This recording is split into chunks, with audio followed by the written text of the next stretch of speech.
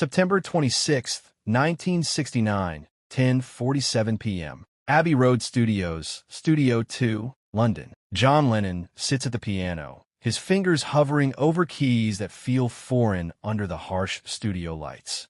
The tape machines are rolling, capturing what should be another routine overdub session for Come Together, but nothing about tonight feels routine. Paul McCartney stands 15 feet away at the microphone, adding backing vocals that sound perfect, professional, emotionally vacant. Between them, an invisible wall has been growing for months, built from accumulated silences, unspoken resentments, and conversations that never happened. If you enjoyed the video, don't forget to subscribe, comment, and like it. But tonight, John knows something Paul does not realize he knows. Tonight, the wall becomes visible, undeniable, impossible to ignore. The revelation came 3 hours earlier, during a break when Paul thought John had left the building. John had returned to retrieve his cigarettes from the piano bench and heard Paul's voice coming from the control room, speaking in hushed tones to George Martin, their producer, the man who had shaped their sound since the beginning. The meetings with Klein are going well, Paul was saying.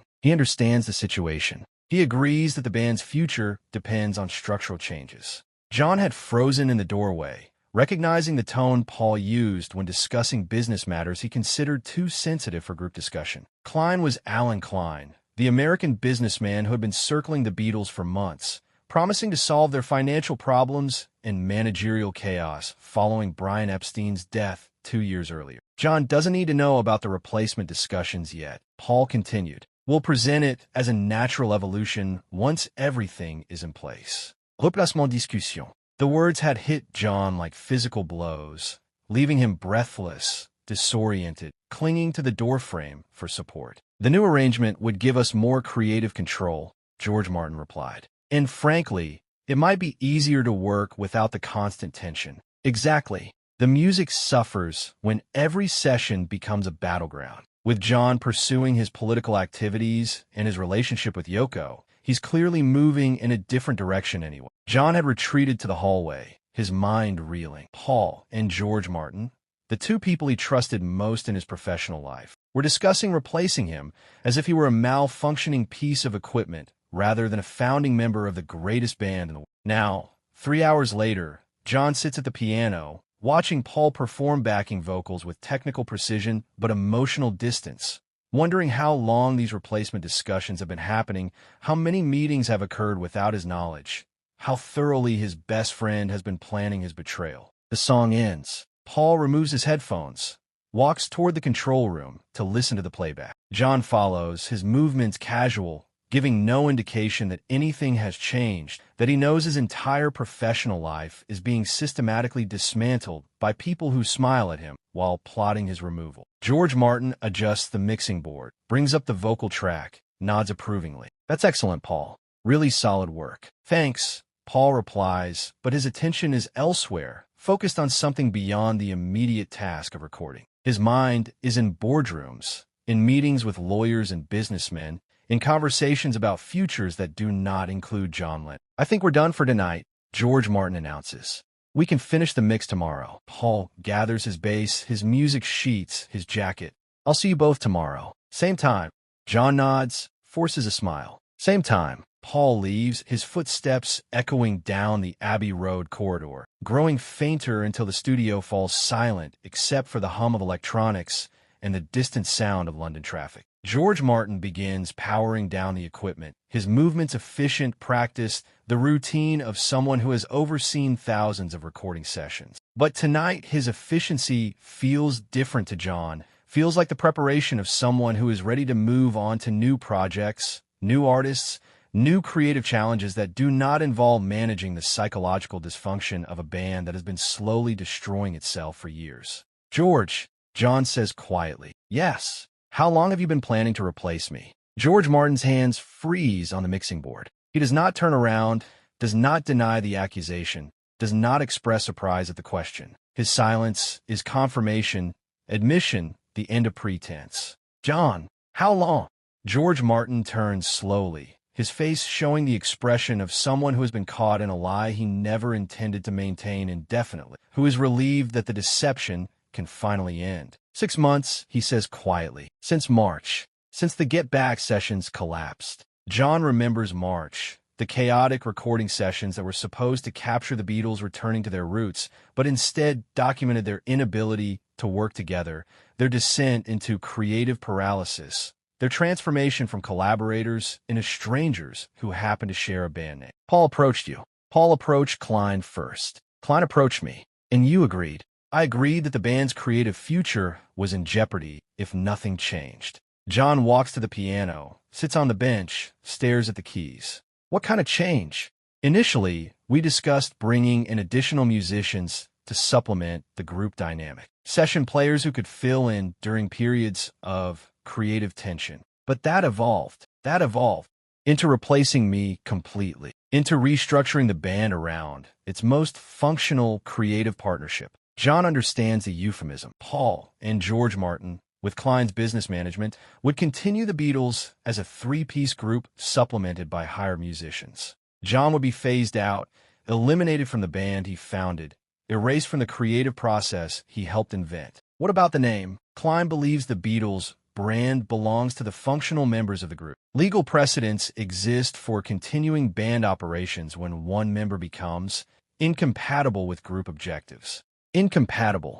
John repeats the word slowly. Like broken equipment. Like someone whose personal interests have diverged from group interests. John thinks about his political activism, his relationship with Yoko, his growing disillusionment with the entertainment industry's focus on profit over artistic expression. Activities that apparently constitute incompatibility with group objective. Does Paul still want to make music with me? George Martin hesitates, choosing his words carefully. Paul wants to make music that reaches the largest possible audience with the minimum possible complications. And I'm a complication. Your political activities generate controversy. Your relationship with Yoko disrupts studio dynamics. Your artistic vision has become difficult to integrate with commercial requirements. John stands, walks to the control room window, looks into Studio 2, where the Beatles have recorded most of their greatest songs, where four young men from Liverpool discovered they could create sounds that changed how the world thought about music, about youth, about possibility. When were you planning to tell me? After the album is finished. After the business restructuring is complete. After the legal framework is in place to ensure minimal disruption to the Beatles' commercial operations. After you don't need me anymore. After the transition can be managed professionally rather than emotionally. John turns back to George Martin, this man who has been like a father figure, who taught them about recording techniques and musical arrangements, who helped translate their amateur enthusiasm into professional artistry. Were you ever going to tell me directly, or was I supposed to figure it out when I showed up for a session and found my replacement already here? John, please understand, this is not about personal feelings. This is about preserving the Beatles' musical legacy. By removing one of the Beatles, by removing the source of internal conflict that threatens to destroy everything we've built together. John laughs, but the sound is hollow, bitter. Everything we've built together. But I'm not part of we anymore. You made yourself separate from we when you chose political activism over musical collaboration, when you chose Yoko over the band, when you chose confrontation over compromise. The accusations hang in the air between them. Decades of accumulated frustration finally spoken aloud. John recognizes the truth in them, knows that his choices have created distance, have generated tension, have made collaboration more difficult. But he also recognizes the manipulation, the way his personal growth and political awakening are being reframed as betrayals of some unspoken contract that required him to remain frozen in the identity that brought the Beatles their initial success. So the choice is between being John Lennon and being a Beatle. The choice is between personal expression and group success. And you decided I chose personal expression. You've made that choice clear through your actions. John walks back to the piano, sits down, plays a few bars of Come Together, the song they were recording tonight, the song about unity and connection that was being created while plans for his exclusion were being finalized. What happens to the songs I wrote? Your songwriting contributions will be protected under existing publishing agreements. Royalties will continue according to established percentages. But I won't be writing new songs for the Beatles. Future Beatles compositions will reflect the creative vision of active band members. John stops playing, looks at George Martin directly. Do you think Paul can succeed without me? I think Paul has demonstrated consistent commercial instincts and melodic gifts that translate well to popular music. That's not what I asked. George Martin pauses, considers his response carefully. I think Paul has the musical skills and business acumen to continue the Beatles brand successfully. Whether he can create work as artistically significant as your collaborations, that remains to be seen. But you're willing to risk it. I'm willing to prioritize stability over uncertainty. John understands. George Martin, like Paul, like Klein, like everyone whose livelihood depends on the Beatles' continued commercial success, has decided that John's artistic and political evolution represents too great a risk to their financial security. They would rather have a predictable, commercially viable version of the Beatles than deal with the complications that come from artistic growth and social consciousness. The studio door opens. Paul returns, having forgotten his car keys, stopping short when he sees John and George Martin facing each other across the control room. "Everything all right?" Paul asks, his voice casual, but his eyes alert, scanning the tension in the room. "Paul," John says quietly. "George was just explaining the replacement discussions." Paul's face goes pale. He looks at George Martin, who nods slightly, confirming that the secret is no longer secret. "John, I can explain. Can you? Can you explain why my best friend has been planning to remove me from the band for 6 months without having the courage to discuss it with me directly?" Paul sets down his keys, walks into the control room. "It's not about courage. It's about protecting something we've all worked for." "All? I'm part of all, Paul." "Or, I was until 6 months ago when you decided I wasn't. You decided you weren't. When you brought Yoko to every session. When you started using the Beatles platform for political speeches. When you made it clear that being a Beatle was less important to you than being a revolutionary. When I grew up, you mean. When I started thinking about things beyond entertainment and money. When you started making it impossible for the rest of us to work." The words strike John like physical blows, carrying the weight of years of accumulated resentment. Paul has been storing these grievances, building a case against John's participation in the band, constructing a narrative that justifies his exclusion. "So this is my fault. This is the result of choices you've made." "What choices? Marrying Yoko? Opposing the war in Vietnam? Writing songs about peace instead of hand-holding? Choices that put your personal agenda ahead of the Beatles' collective interests." John stands, walks toward Paul, stopping just close enough to see the fear in his friend's eyes, the awareness that this conversation will change everything between them forever. "What collective interests, Paul? Your interests? Klein's interests? The record company's interests? When did those become more important than artistic honesty? When artistic honesty started threatening everything we've built." "Everything you've built, you mean? Everything we've built together, John. The Beatles represent something larger than any individual member. Do they? Or do they represent a business opportunity that works better without complications like political consciousness or artistic growth?" Paul looks at George Martin, seeking support, finding only careful neutrality. George Martin has said what he needed to say. Now the two primary Beatles must resolve their differences without his mediation. "John," Paul says, his voice softer now, attempting reconciliation even as he defends his betrayal. "We've been friends since we were teenagers. We've created incredible music together, but the dynamic has changed. The collaboration doesn't work the way it used to. Because I've changed.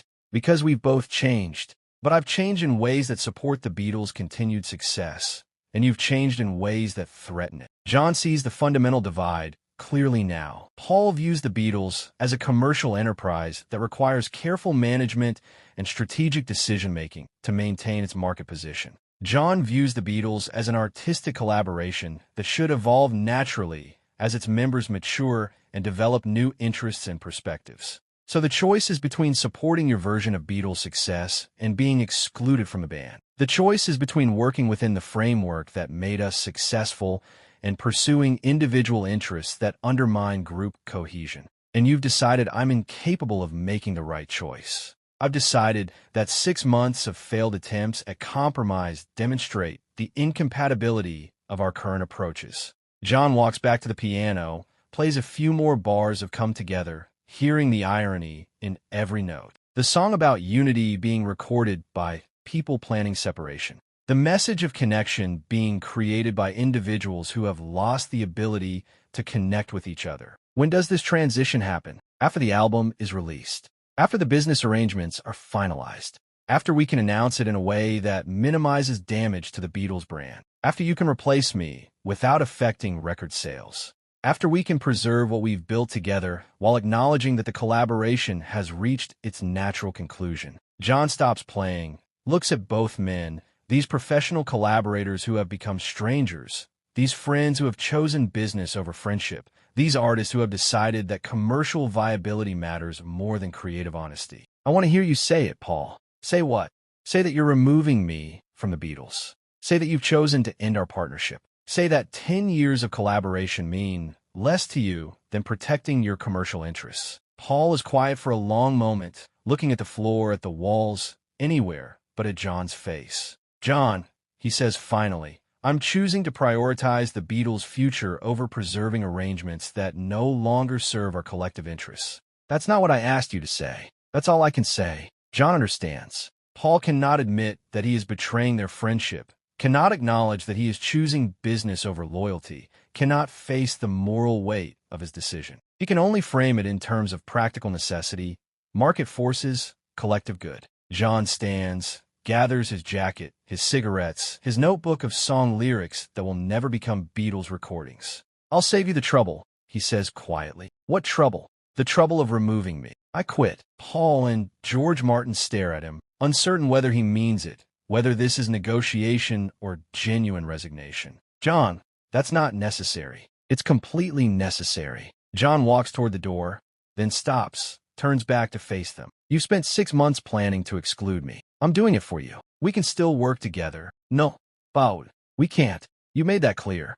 You want the Beatles without John Lennon. You can have them. John leaves Abbey Road Studios for the last time, walking out into the London night that feels different now, colder, emptier, marked by the end of something that defined a decade of his life. Behind him, Paul and George Martin remain in Studio 2, surrounded by the equipment and memories of 10 years of collaboration that has just ended not with artistic differences or creative exhaustion, but with betrayal and business calculations. The Beatles will continue without John Lennon, just as Paul and George Martin and Alan Klein planned. They will make music, release albums, maintain their commercial success for a few more months until the inevitable announcement that the greatest band in the world has reached its natural conclusion. But John knows something they do not understand yet. The Beatles without John Lennon are not the Beatles. There's something else, something smaller, something that prioritizes commercial viability over artistic truth. And that something, whatever it becomes, will never match what they created together when friendship mattered more than business, when art mattered more than money, when 4 young men from Liverpool believed they could change the world with nothing but guitars and honesty. If you enjoyed the video, don't forget to subscribe, comment, and like it.